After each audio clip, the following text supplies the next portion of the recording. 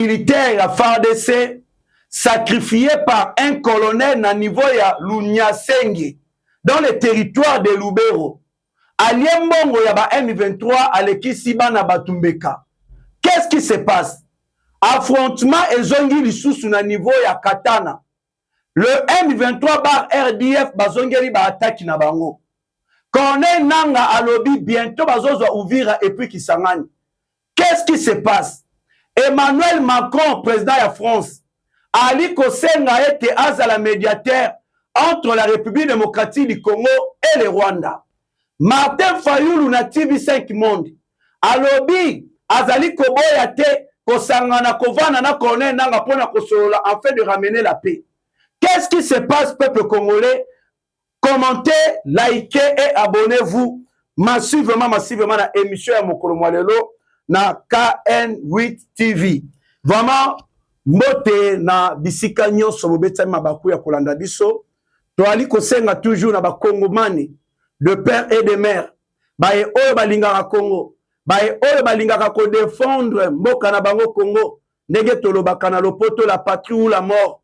Bo like vraiment émission, bo partager, pe bo sanate ko s'abonner. Mokolo Mwalelo na vraiment na ba point moko c'est très important. Oyo longo banito solo en étant des Congolais, oyo longo banito sala analyse en étant des Congolais parce que soki yonanga to télémité donc eza passe. Soki yonanga to défendre mboka ote. Moto mosusu akoki koya ko défendre ngo na place na bisote.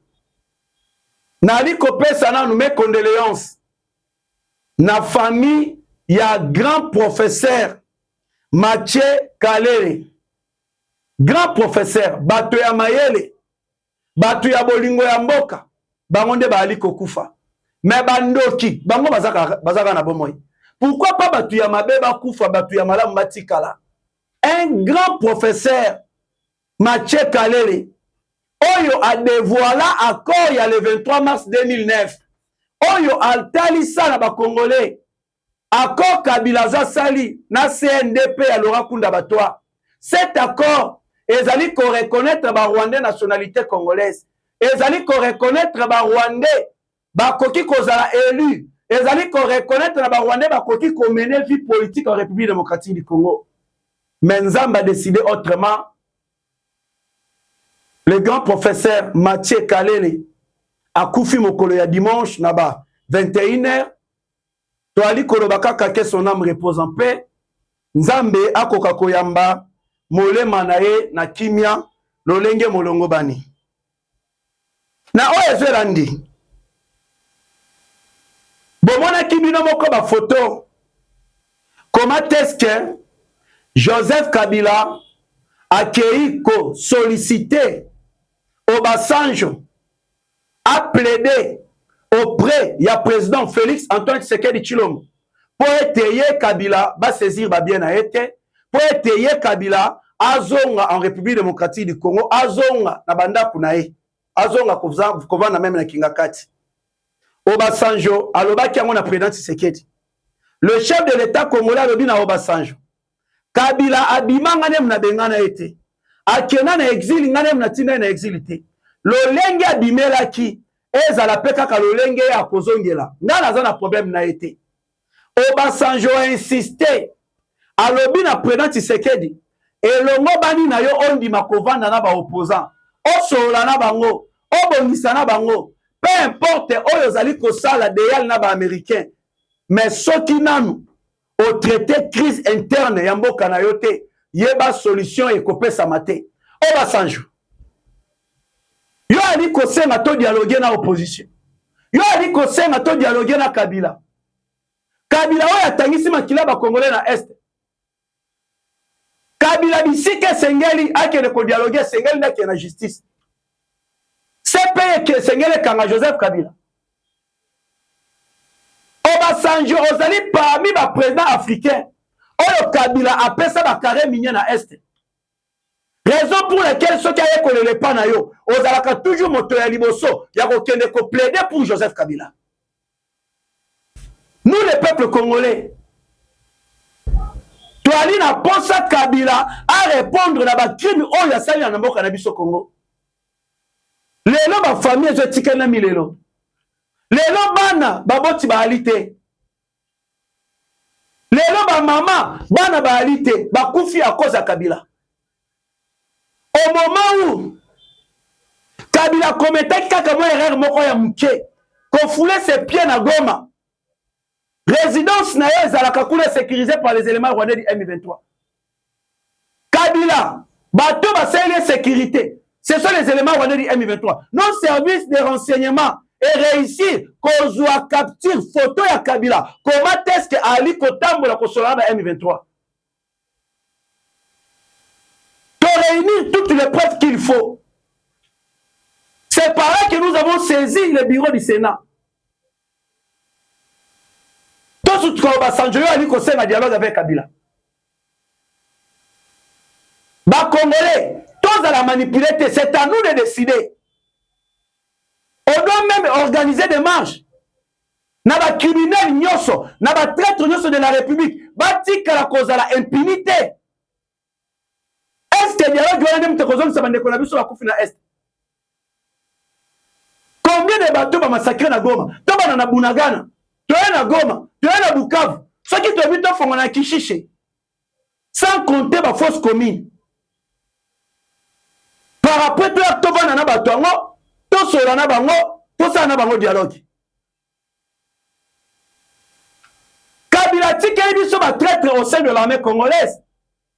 Aujourd'hui, 37 militaires on va qui formés des commandos.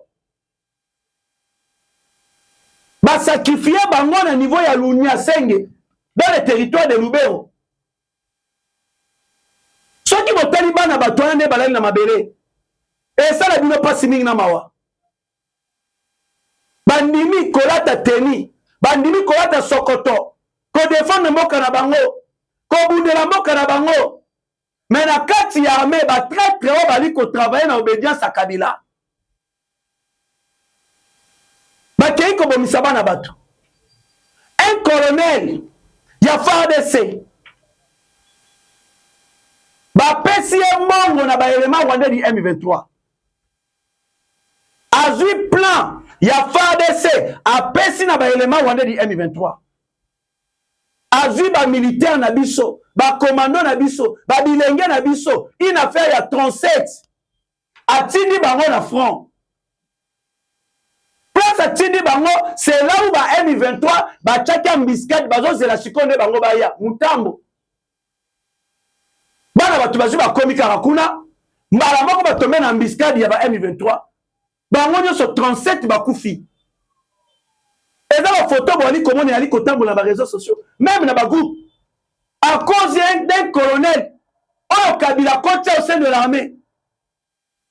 Par après, Obasanjo, on doit dialoguer avec l'opposition. On doit dialoguer avec Kabila.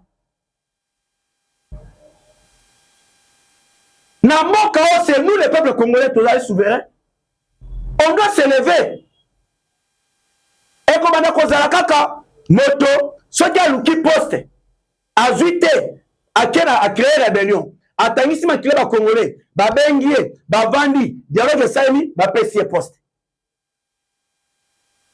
Moto alinga zolo comme ba pesier a créé rébellion, a bomi ba congolais, ba bengie, ba vandi na ba pesier poste, ba pesier lo kazo linga. So ba congolais bazo kufa baza ba nyama. Ba congolais bazo kufa oyo, ba batote. Vie congolaise a valeur te bande konanga. Vie congolaise a une importance te. Pourquoi nos politiciens sont en train de massacrer, de sacrifier la vie à Congolais? Congolais ni oya kondima sous sa mona Kabila, azonga na politique en République démocratique du Congo. Congolais ni. Même dans Fayoulou, on va bien être soldat du peuple. Mais c'est la honte. Là, je comprends pourquoi. Je comprends. Et ils ont totalement raison. Fayoulou Ali Koloba. Pour ramener la paix. À quoi jamais Kobo ya bobimisa même table na Corneille Nanga. D'ailleurs, pardonner Corneille Nanga. Corneille Nanga oyo azo conseiller kotakisa makila o. Corneille Nanga oyo conseiller kotakisa makila ba Congolais. Asangani na ba Rwandais, azo boma ba Congolais, mais Fayulu lobby avanda na table moko ya Corneille Nanga pour kobimisa. Fayulu ali koloba. Ba évêque catholique. Bazali ba père spirituel na biso. Ba trouver poète qui ezala et seigneur dialogue salema alors biso nyonso et seigneur to bana tout autour d'une table na initiative ya ba prêtre église catholique pour to dialoguer nananga pe azala faut le baba biloko bon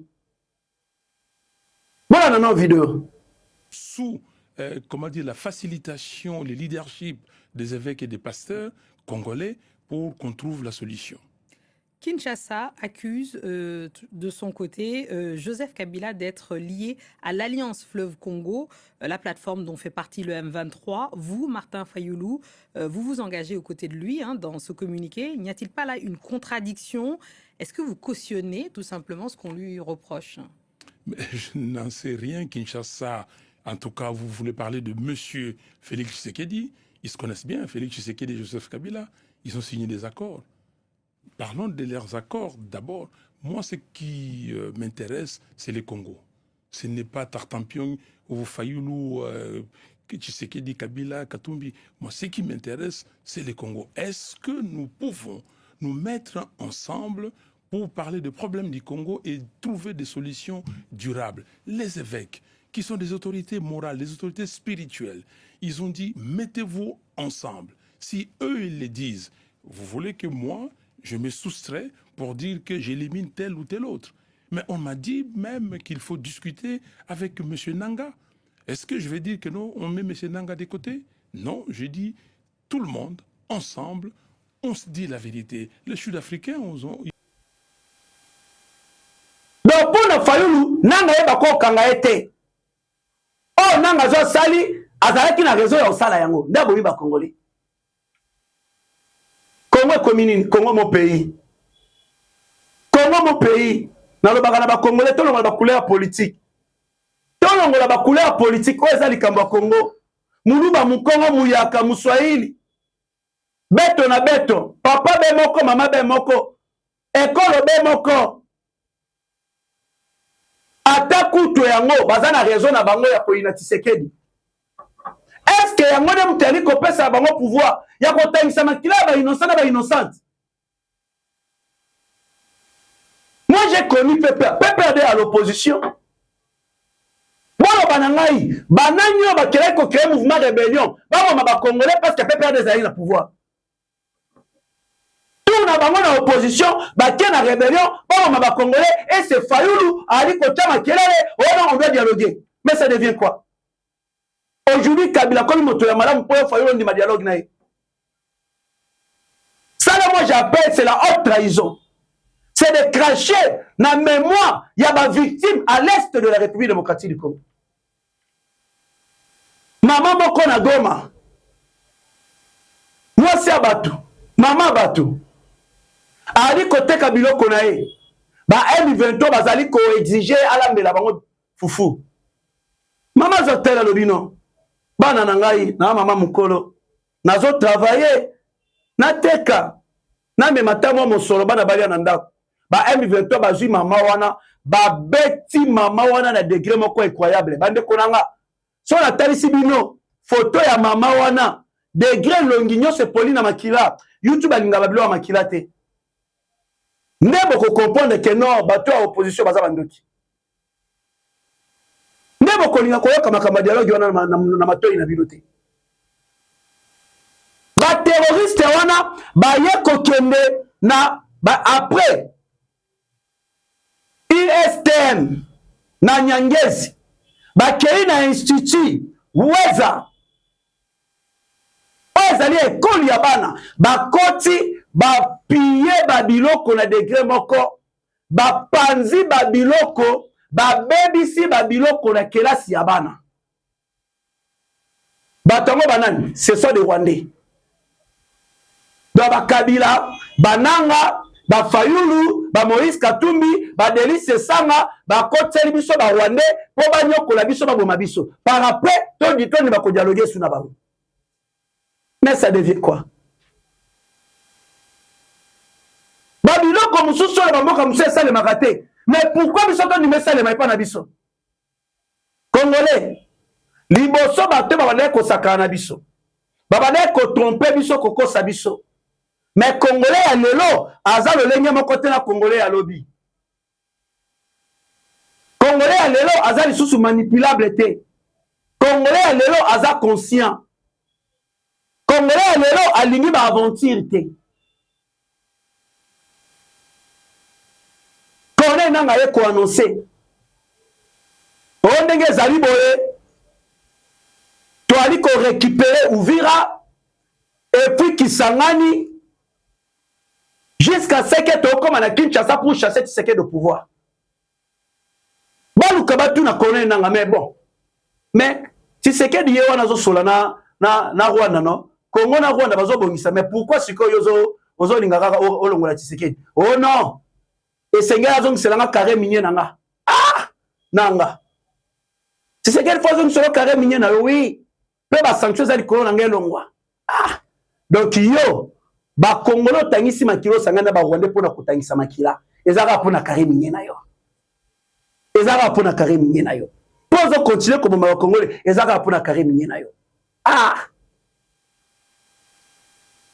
enanga est allé plus loin pona ko laver Kagame ko protéger Kagame nanga aye ko lancer recrutement na Sud Kivu na Nord Kivu. Attendez, ça c'est quoi, Rwandais, Congolais, innocent. Ceux qui peuvent appeler les Congolais inconscients ou Okende. Attendez, ça un mouvement pour le mouvement Nabiso, il y a que des Congolais. Rappelez-vous, son chef Joseph Kabila, alors qu'il a aspiration à Congolais. Et lui-même connaît, a dit que dans le mouvement Nabiso, il n'y a pas de Rwandais, il y a que des Congolais. Mais Bananyo va la connaître dans la sécurité. Ba nanyo connaît na ngazo ba komba zali konomé mais toloba par rapport au toya lolenge ya bongo tozi tovali na eto sola nai vike ali koza gene koste na de yalo ali kosalema na hypocrisie ya Kagame koto Kagame ali kokotsa ba ali kokotsa ba ko appuyer kanani ko na nanga et ba affrontement et bandi sur na niveau ya katana.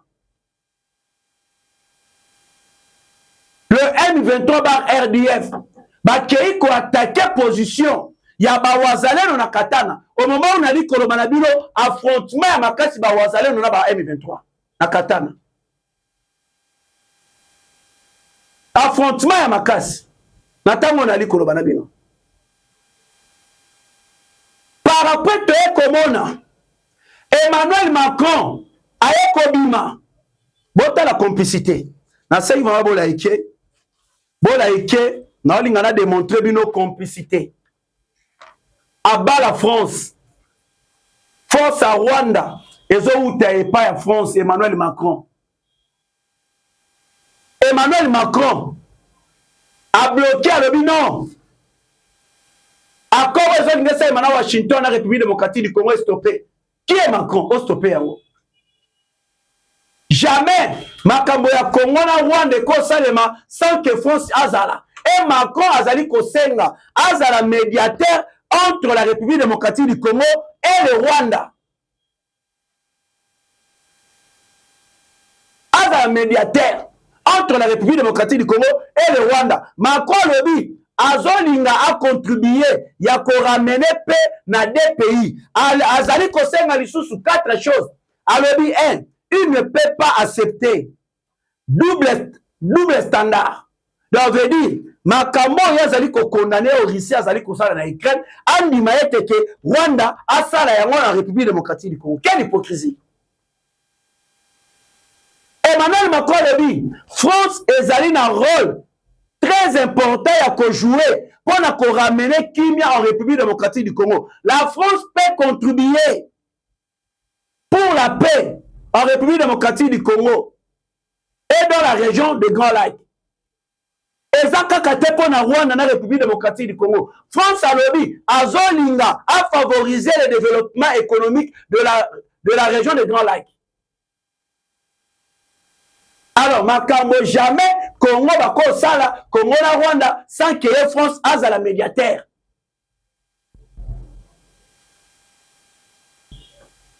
Emmanuel Macron asengi alobi asengi na République démocratique du Congo ba accorder yepe azala médiateur na maye o etali Congo na Rwanda, notamment entre la France et le pays des Grands Lacs, afin que paix durable ezala. Est-ce que bino ba Congolais bondimi France azala médiateur akei komi kote sanado na makasi ye wana aye kolanda lisusu Donald Trump ami kote saka na makasi. Mais il faut se poser des questions. France alingi nini? France azoluka nini? Bon, ali ko se rappeler, France a bloqué qui? A contribué qui pour na ko bloquer Nations Unies va voter contre Nations Unies va voter nani contre résolution 2773. Résolution 2773. Ozali résolution moko Madame Thérèse Kayikwamba abundi makasi. Résolution ali koyeba makama mixage et brassage te. Résolution ali koyeba cantonnement. Résolution ali koyeba désarmement. France aye kobunda a contribué à ce que les Nations Unies va voter tes résolutions 2773. France a sous qui c'est seulement pour l'intérêt du Rwanda qu'on bloquait qu'on votait résolution 2773. Pour l'intérêt à Rwanda. France a eu sous na niveau ya Europe, la Union européenne. La France a réussi. Il y a comme ça qu'on bloquait ma sanction contre le Rwanda. La Union européenne. France a contribué à bloquer ma sanction et puis ça m'a contre le Rwanda. Mais le France a zolinga aza la médiateur entre la République démocratique du Congo et le Rwanda. Rappelez-vous quand le président Tshisekedi a dit qu'on voyageait dans l'Europe, même un pigeon voyageur, va traiter de tous les mots, va créer une caricature. Oh, allez là, avion. Ok, c'est que le président Tshisekedi faisait. Abandé kokele na Europe, alobi na bango, tozali na ba minéraux. Donc, dit au chef de l'État sana États-Unis d'Amérique, akende ko sala nango na ba Emmanuel Macron na Europe.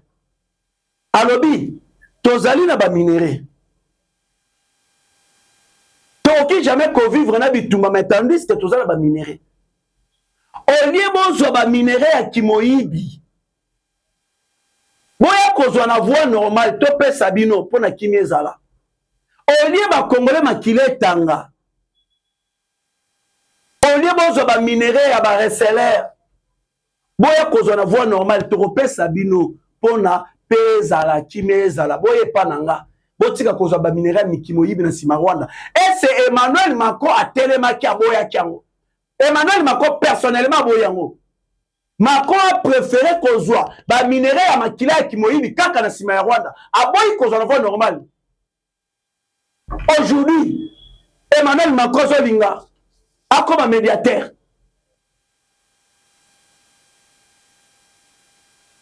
Emmanuel Macron na Rwanda et Sengeli Boyeba a bazana lié à makasi oya yali kokanga Macron na Paul Kagame. Rwanda na France. Ezali à cause pour protéger près de 80 milliards de dollars américains. Oya gisement gazier na niveau ya Mozambique. C'est le Rwanda même tout bazali comme un gardien ya gisement wana. Et Emmanuel Macron a renforcé rien à makasi na Rwanda et alingi ko perdre Kagame était ko perdre Rwanda. Raison pour laquelle Emmanuel Macron se bat afin que les Américains bamamika ba sanction ya makasi na Paul Kagame. que les Américains, bazali ne va bloquer Kagame. Pays où il collaborer na Rwanda, bazali na Manu. Emmanuel Macron lingi yangote. C'est pour sauver Paul Kagame. Peu bateau bazo qui est Emmanuel Macron. Ba inabino ya 5 ans LCC et l'opposition. On va y avoir position à Macron vis-à-vis na Congo. C'est pour cela que bomoni. Accord ya monene batini ki ngole na mois ya juin prochain. Nous les Africains, nous devons nous lever. Nana kama kaya certaines personnes azatali à Bino, IDPS, pour défendre Félix. Moi, je ne défends pas le président de la République, mais je défends mon pays. Si le président de la République a salué comme Malamo, Ezali et Pesa Melingaï, en étant moi, Nayamboka, n'a félicité. Moi, je ne fais pas la politique de la haine. Moi, je ne fais pas la politique de la haine. Tout ça, la politique, il y a Bolingo et Congo.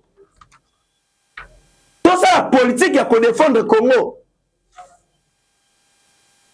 À cause il y a un bango bazali na yango bazo kende ba déformer de ISANA République démocratique du Congo.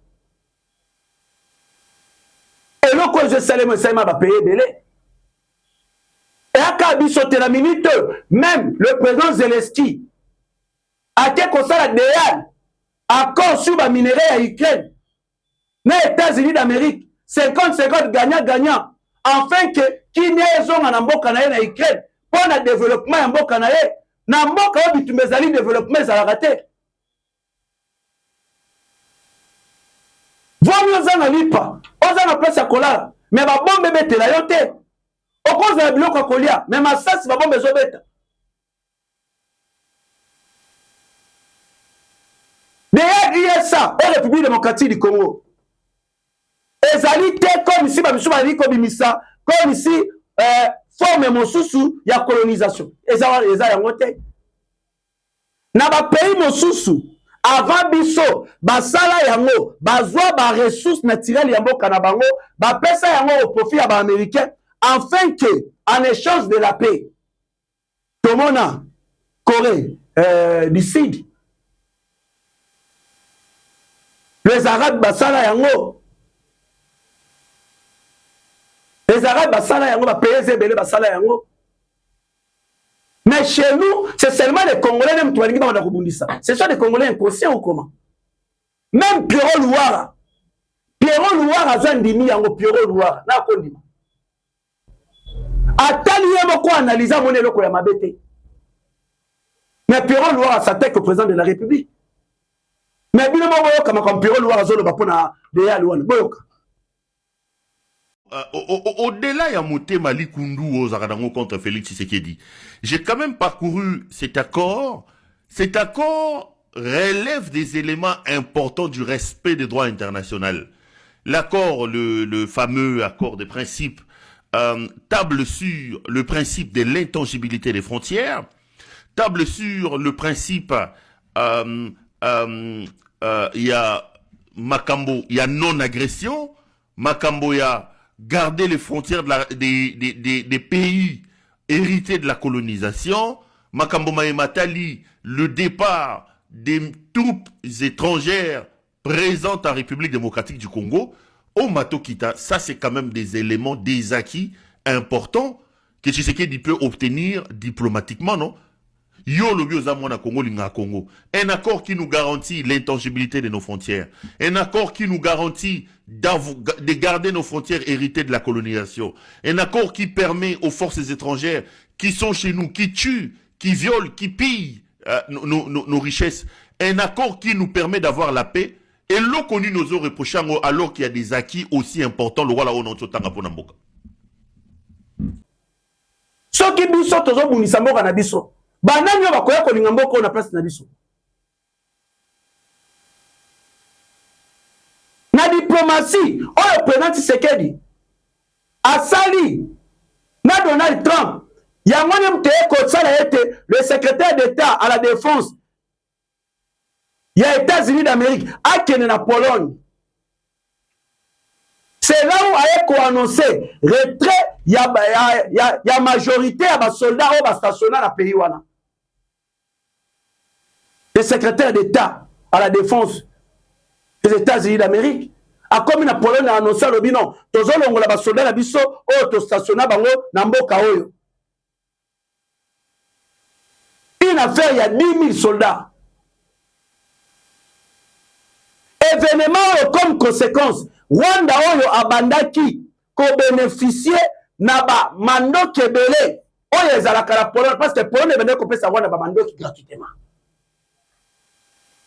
Rwanda ko bénéficier sur la mando yango te. C'est comme ça que les Américains ont décidé de bloquer le Rwanda. Grâce à la coopération stratégique avec les Américains que la République démocratique du Congo vient de signer. Et nous attendons la finalisation de cet accord, c'est dans le mois de juin. Opposition va se sentir, bon, ce Betami veut dire, nous sommes effacés. Par rapport à ce dialogue, bon, après, il y a ce dialogue. Et à le corps, il y a un saligène. Famille, tu as quand tu as la gêne, mission sur le saligène. Il y a 3 jours, tu as dit 4e jour, tu as somme bilo que j'ai belé. Bah, on va voir qui est kokangagène na biso. Bah, on a qui kolia, kodunda, komina. Tant biso, tu as kofongola gêne. Bilo kwana to liango, bah, tu vas voir kokangagène, bouba, mini en onyos. Biso, on t'y galaka, mais tout ça, les sacrifices. Tokoufi, bah, tu vas bomi biso. Bah, on est-ce qu'on va bénéficier? Mais ça devient quoi? Où va ce monde? Pourquoi est-ce que nous avons?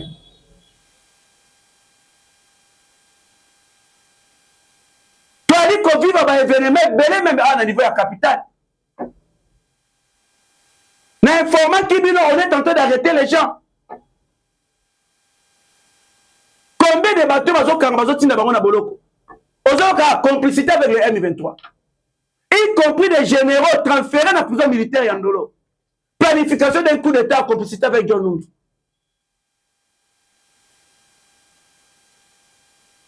Bas Congolais, oui, pourquoi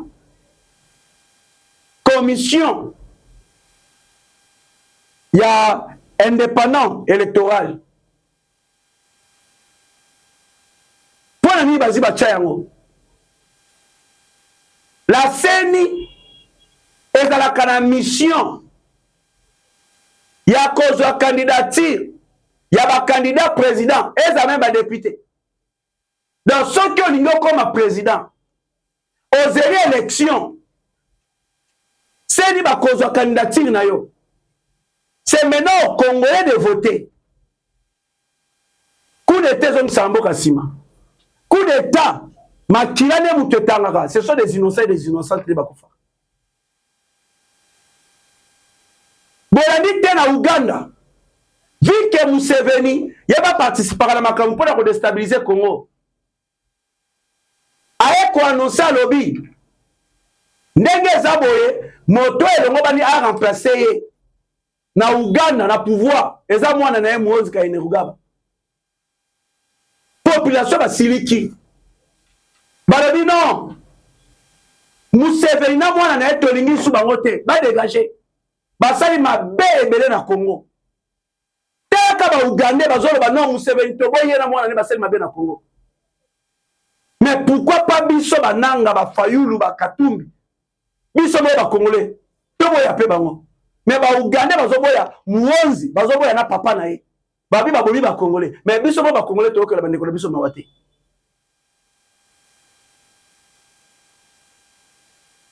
Biso ba Congolais to okela ba ndeko biso mawate. Na tango tozali elongo ba na Congolais nyonso to simba na main dans la main. To bundela mboka ezali kambo ya mabele. Dossier à Vital Kamerhe. Na Dieu donné Kamuleta. Na liko ba bino za ko chauffer. Dieu donné Kamuleta talis na Vital Kamerhe séparation des pouvoirs. Cause à la protection est synonymité. Il y a impunité. Ma tête à pose le Seigneur à Samba pour la Makamazo Sali. Vive l'article que le président de la Cour constitutionnelle a bêti na Vital Kamerhe. Caméra surtout qui a dit bon ça va. N'a jamais bloquer avancement et justice. Mais quand même, on est en train d'examiner comment nous allons livrer Matata Ponyo. Caméra livrer Matata Ponyo. Examiner comment? Vous allez examiner combien de fois? Vous allez examiner combien de fois? Livrer Matata Ponyo. C'est pour ça qu'on a dit qu'on va Congolais. Bukangalo zezambongo ya yona ngai. Tokei comment to siéger na parlement wana. Caméra bima. Caméra longwa. Si les députés ont une incapacité, il y a la caméra, ce sera nous les peuples comment nous allons chasser la caméra au perchoir de l'Assemblée nationale.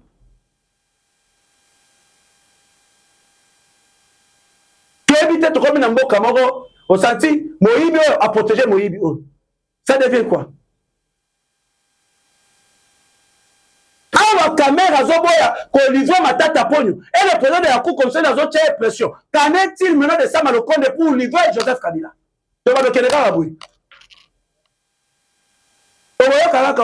La Constitution ne permet pas, la Constitution ne permet pas, mais à quoi bon il y a aussi la Constitution? Cette Constitution a été créée pour les étrangers, a été créée pour les voleurs, a été créée pour les criminels, a été créée pour les mafieux. Si nous, les peuples congolais, Constitution doit bénéficier dans le côté, à quoi bon il y a utiliser la Constitution? On doit les changer. Raison pour laquelle quand le président de la République avait annoncé, oh non, on doit modifier la Constitution. Batunion sur sa flamaki. Oh non, basimate. Pour y que va protéger la Constitution. Mais ça devient quoi? Mais habiter Congo to uti wapi. Congo to utaki wapi. Banana qui miso wapi. Il y a des gens qui méritent la pendaison. Même la Bible dit le salaire du péché, c'est la mort. Kabila mérite la pendaison. Katou mérite la pendaison. Denis Sessama, un seigneur de guerre, mérite la pendaison. Fayoulou mérite la pendaison. Nanga, pendaison. Kamere, pendaison.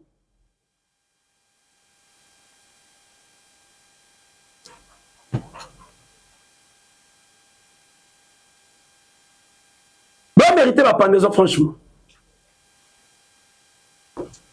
Nali qu'on féliciter. Ministre chargé de mines, Excellence Kizito, oya kei ko bundela lisusu Congo, na ba minéraux qui moyibo et bimakeke na vers le Rwanda, afin que ba bloquer bima lisusu te. La République démocratique du Congo a obtenu la création d'une commission d'enquête conjointe visant à examiner les exploitations et le commerce illicite des minéraux congolais acheminés vers le Rwanda. Cette décision a été prise samedi lors d'une réunion extraordinaire de ministres des mines des États membres de la conférence internationale sur la région de Grand Lac. Et ça les marqué à niveau de Lusaka en Zambie. Oh, bon, sentir vraiment que ministre et amis, avant ministre Mokote avani na bureau, qui me zobe taillé, veut dire que ma français mais non. Ministre et à terrain. Après avoir accueilli Kobunda, quand on a dit ba membre ya CIGR, ba nyongwe tonde bele ya ba millions, moi ba consulter, to ba yo kamalo ba na biso ezala kité. Abundi a foutu ba nyongo nyonso na avance ya 2025. Et comme ceux qui te lobby, na CIGR ba komi ko la biso. Aye ko ke na niveau ya Lusaka. Pona ko bloquer ba minerai ki moyibo e ke na Rwanda. Et du malisusu te. Aye ko tala problème ya ba creuser artisanal na biso. Non creuser, oyo ba mona kapasi à cause ya ba intermédiaire ba chinois ba étranger. Ba escroquera bango ba liaka bango bambongo. Azu siko eloko ya mboka, atie siko bana ya mboka de ba wanda kozala ba intermédiaire. CGC. Apesi bango mosolo. Olie ba paya, bazala ba intermédiaire ba liaka bana ya mboka mbongo, ba creuser na biso ba se retrouver te, azu siko CGC atie mosolo. CGC nem to wanda ko jouer siko rôle ya intermédiaire. C'est pour cela le président de la République alobaki. Na kosala ete ba Congolais oyo ba millionnaire na ba milliardaire ba dimato mandenge ni soki ba bisika na nyoso ba contrôler ki yango te. Excellence Kizito, chargé de mine. Nali ko féliciter parce que mokonzi alobi apesi yo mission. Ovani na bureau to kiti na terre ozala kati osala mission. Merci beaucoup. Vous avez qui vont me belé à Kolanda Bisso na émission mokolo mwalelo na KN8 TV. Ndenge nali ko senga pe ko nali ko insister. Bo like, bo commenter, bo partager pe bo salate ko s'abonner. KN8 TV. Porte ezaya ko fongwama pona ko yamba bae oyo. Ba lingi to sala bino ba marketing ya ba produit na bino. Bae o pe baza pe na ba problème. Et que bolingi tolo bela po ba autorité ba yoka.